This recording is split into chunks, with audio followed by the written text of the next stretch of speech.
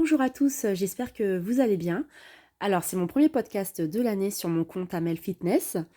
J'aimerais vous parler de mes 5 conseils pour gérer les pulsions alimentaires. Alors, comme vous le savez, pour ceux qui me suivent, vous savez que j'ai créé cet Instagram depuis maintenant 6 ans. Vous m'avez vu évoluer au niveau de ma manière d'appréhender, on va dire, tout ce qui est les rééquilibrages alimentaires, le sport, le corps aussi, la perception de mon corps, l'acceptation des rondeurs, enfin bon, tout, vous avez tout vu en fait en 6 ans. Vous avez vu, j'ai posté pas mal de publications. Donc c'est la première fois que je fais un podcast parce que j'ai envie de parler de ces choses-là qui me tiennent à cœur. Bien évidemment, je vous souhaite à tous une très bonne année, pleine de santé, la réussite dans vos nouveaux projets personnels et professionnels. Euh, alors voilà, les fêtes sont passées et aujourd'hui, je vous invite à vous recentrer sur un de vos objectifs de l'année, celui de vous sentir bien dans votre peau et de gérer vos pulsions alimentaires. Alors pour ceux et celles qui le savent, je suis coach professionnel dans le développement personnel, l'orientation professionnelle et la séduction. Alors qu'est-ce que c'est une pulsion alimentaire? C'est bien évidemment une envie irrésistible de manger et le danger, c'est qu'on ne sait pas quand est-ce que ça va s'arrêter. Et là, on frôle des comportements alimentaires dangereux comme la boulimie ou l'anorexie mentale.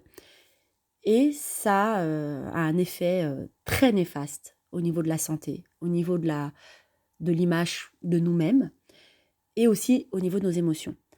Alors en ce qui me concerne, moi je sais que j'ai esquinté mon corps à faire des régimes, à m'affamer, à faire du sport à outrance. En fait, j'étais constamment dans le stress de vouloir maîtriser mon corps, mon poids, et j'ai fait n'importe quoi. Du coup, mon corps a tout simplement un jour dit stop. On m'a diagnostiqué une hypothyroïdie. Alors, vous savez très bien que les anticorps sont indispensables à la protection contre les infections. Voilà, c'est notre corps qui se défend tout seul. Mais par contre, là, dans le cas de l'hypothyroïdie, ce qui se passe, c'est que les anticorps sont pathologiques. C'est-à-dire que dans les maladies auto-immunes comme l'hypothyroïdie, mon corps se bat contre lui-même. Donc il attaque la glande thyroïdienne. Quand j'ai appris que j'avais cette maladie, ça m'a fait un choc. Je me suis dit comment j'ai pu être stupide. J'ai culpabilisé. Limite, je m'en suis rendue malade. Et là, c'était vraiment très difficile pour moi de l'accepter. Mais il faut l'accepter parce qu'on récolte ce que l'on sème et il faut avancer. Alors c'est vrai que ma perception de l'alimentation a été perturbée sur le long terme, mais c'est vrai que grâce à ma communauté Instagram, que j'ai construit en 6 ans, j'ai réussi à avoir des contacts avec des personnes qui m'ont dit bah oui, bah moi aussi je suis comme toi, j'ai une hypothyroïdie, il y en a qui ont l'hyperthyroïdie. Forcément, on a le même combat, c'est de rester en bonne santé, de poursuivre des traitements jusqu'à ce que ça va mieux et bien évidemment, manger de manière équilibrée, avoir une perception saine sur l'alimentation et anéantir l'idée que pour mincir et pour perdre du poids, il faut faire des régimes. Donc les régimes sont source de stress, sont source de frustration, sont source de maladie. Voilà. Donc j'ai une méthode infaillible contre les pulsions alimentaires et peut-être qu'il y aura des nutritionnistes qui m'écouteront et qui approuveront ce podcast. Pour gérer et maîtriser les pulsions alimentaires, c'est avant tout arrêter les régimes. Voilà, il n'y a rien de plus insupportable pour votre mental de vous frustrer ou de vous rendre malade parce que vous avez mangé un hamburger ou une glace ou un pain au chocolat. Enfin bref, ce n'est pas l'aliment en tant que tel qui pose problème, c'est la quantité non maîtrisée de cet aliment et le cumul de ces quantités qui vous feront grossir. Si on a des pulsions alimentaires, c'est que votre corps il va pas bien. Il est en manque, il y a quelque chose qui ne va pas. Et qu'il faut repartir à zéro pour que vous ayez un comportement normal sans avoir ces pulsions. En plus de ça, quand on est dans les régimes, on est constamment stressé. On est tout le temps en train de se dire « Oh là là, j'ai mangé. Oh là là, il faut que je perde du poids. Oh là là, il faut que j'aille faire 150 km. » Enfin, j'exagère. Hein. En mode hit, je bouge à fond, à fond, à fond, à fond pour que mon corps perde ce poids. Mais le problème, c'est que votre corps, c'est une machine très intelligente. Alors, au début, ça peut fonctionner, Mais ce qui se passe, c'est que si vous insistez et qu'il y a un déséquilibre entre la pensée, la raison et le corps, il y a un moment donné, vous allez vous exposer à émerger des maladies.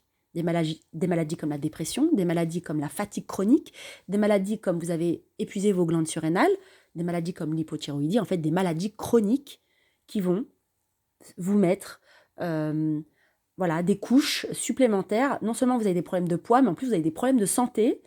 Donc je peux vous dire que c'est la catastrophe.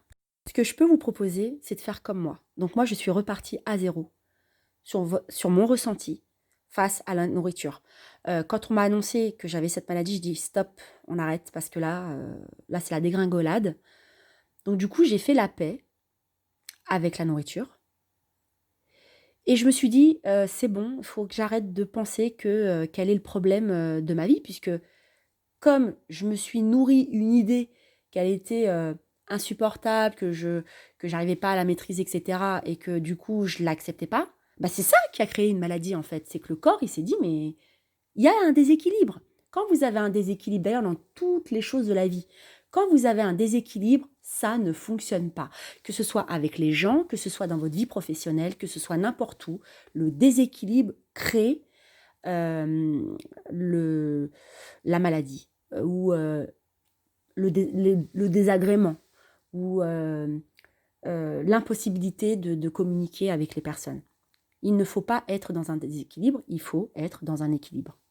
Et en fait, à partir du moment où je me suis dit, repars à zéro sur ton ressenti face à la nourriture, fais la paix avec la nourriture, bah, on dirait que tous les problèmes sont partis en fait. J'ai commencé à perdre du poids, même si je prenais les comprimés de Levothyrox, eh bah, le poids partait. C'est incroyable comment vous faites des déblocages quand vous avez compris en fait le problème de votre vie. J'ai fait la paix, sincèrement, c'est le bon terme, j'ai fait la paix avec l'alimentation, avec la nourriture. Et en fait, j'ai vraiment compris que c'était important de manger des glucides, de manger des protéines, de manger des lipides. Ils sont essentiels à tous les repas. Mais voilà, il faut faire attention, il ne faut pas dépasser une certaine quantité. Il y a une procédure dans tout ça et on doit la connaître et on doit la maîtriser. Alors moi, j'ai carrément fait la guerre à certains macronutriments et mon corps m'a dit, en gros, t'as tout perdu quoi, t'as tout perdu. Tu fais la guerre, donc tu perds tout. On m'a diagnostiqué une hypothyroïdie en 2012 et forcément, fatigue chronique, plus trop envie de faire de sport, épuisement total des glandes surrénales. Et en fait, oui, j'ai beaucoup, beaucoup, beaucoup perdu d'énergie et de motivation et de dynamisme dans ma vie à ce moment-là. Et là, je me suis dit, voilà, des grosses déprimes, enfin presque limite une dépression aussi. Je me demandais ce qui se passait et puis c'était ça, c'était l'hypothyroïdie. Et j'ai décidé après ça d'arrêter, de me poser, de faire la paix en fait avec l'alimentation parce que ça venait de là. On a beau dire c'est le stress du travail, peut-être aussi, bien sûr, mais le fondement, le ciment de votre vie, de tout ce qu'il y a autour de vous, c'est l'alimentation. Comment vous vous sentez par rapport à l'alimentation. Si vous êtes mal, votre vie sera mal. Si vous avez une mauvaise perception de l'alimentation, votre vie sera mal. Le rapport avec les gens également. Vous n'arriverez jamais à trouver un homme ou une femme, à tomber amoureuse, à être saine avec les gens, si vous avez un problème avec l'alimentation. Donc du coup, le premier conseil que je donne, c'est de faire la paix avec l'alimentation. Limite, si vous pouvez prendre 2-3 kilos, il n'y a pas de problème, tout va bien, vous allez les perdre. Donc faites la paix avec l'alimentation, soyez en paix et soyez vraiment dans la certitude que le problème de votre vie, ce n'est pas la nourriture, c'est comment vous percevez en fait la nourriture. Et il faut faire un travail de développement personnel, de la méditation et vraiment calmer cette angoisse de penser qu'on prend du poids parce qu'on mange, alors que non, on prend du poids parce qu'on mange, oui, peut-être un peu trop, et qu'on n'est pas dans un équilibre, mais dans un déséquilibre. Donc moi, j'ai appris à connaître et à maîtriser certaines choses qui sont essentielles. Le premier conseil, donc, le deuxième conseil, après avoir bien suivi le conseil de faire la paix avec la nourriture, bien évidemment, c'est de boire au moins 1,5 litre d'eau par jour. Et si vous pouvez aller jusqu'à 2 litres par jour, c'est parfait. Donc ça comprend tous les liquides, le thé, la soupe, les tisanes, bref, buvez, car c'est l'action drainante et gagnante qui sera essentielle à la perte de poids. C'est également la solution pour en finir avec la rétention d'eau. Ensuite, le deuxième conseil, c'est de construire un plan nutritionnel de 3 repas par jour avec 2 collations. Donc, une le matin vers 10h et une l'après-midi vers 16h. Donc, vous devez autant que possible rester moins de 3 heures à jeun pour éviter les fringales. Par exemple, si vous vous réveillez à 7h, votre petit déjeuner sera pris à 7h15. Vous prendrez votre petit déjeuner à 7h15. Vous prendrez une collation à 10h, vous déjeunerez à 12h30, une collation à 16h et un dîner à 19h. En fait, ça concerne vraiment les personnes qui ont des problèmes avec la nourriture. C'est vraiment les personnes qui sont sensibles, qui ont un vrai problème à gérer toutes ces émotions autour de la nourriture. Quand vous êtes dans un rythme, le corps prend un rythme en fait. En fait, par la suite, il sera quasi impossible d'avoir faim entre ces heures-là. Moi, j'étais obligée de faire ça en fait. Je devais me rassurer, enfin rassurer mon corps, mais me rassurer que tout va bien, tout va bien. T'as tes repas, on mange, il y a des nutriments, il y a tout ce qu'il faut. C'est ce qu'il fallait pour ne pas avoir faim. Alors ensuite, le troisième conseil, c'est de répartir les macronutriments selon les moments de la journée. Par exemple, les glucides seront pris le matin et l'après-midi, chose qui est complètement normale, parce que quand on est resté à jeun plusieurs heures, le corps a besoin d'énergie. Quand vous vous réveillez, vous mangez des glucides, vous dites à votre corps, ça y est, c'est le commencement de la journée, on y va, on est en forme. Et bien sûr, l'hydratation. C'est important d'avoir des glucides l'après-midi pour avoir une énergie constante. Les protéines sont importantes aussi à prendre le matin, l'après-midi et le soir parce que c'est important de construire sa masse musculaire tout le temps. Et les lipides également, très important d'en avoir à tous les repas, le matin, le midi et le soir pour les oméga 3. Donc moi par exemple le matin, je vous propose de prendre un thé ou un café, 50 g de pain complet avec 10 g de beurre, lipides, un fromage blanc, des protéines, et le fruit sera pris en collation à 10h. L'après-midi, on prend 125 g de céréales complètes, soit du riz complet, boulgour, quinoa, associé avec des légumes verts, et des protéines, œufs, volailles, poissons ou viande. Et à 16h, vous pouvez prendre quelques amandes avec 15 g de chocolat noir ou un fruit avec une tisane. Et le soir, on peut prendre une assiette de légumineuses ou une protéine animale, toujours avec des légumes verts et un laitage.